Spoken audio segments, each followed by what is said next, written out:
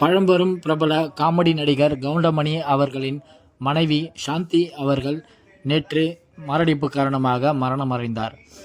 இதனையடுத்து திரையுலகினர் பெரும் சோகத்தில் ஆழ்ந்தனர்.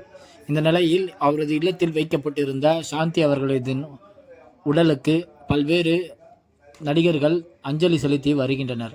அதன் ஒரு பகுதியாக நடிகரும் தாவேகா கட்சியின் தலைவருமான நடிகர் விஜய் அவர்கள் அவரது இல்லத்திற்கு நேரில் சென்று மாலை அணிவித்து அஞ்சலி செலுத்தி நடிகர் கவுண்டமணியிடம் ஆறுதல் கூறினார்.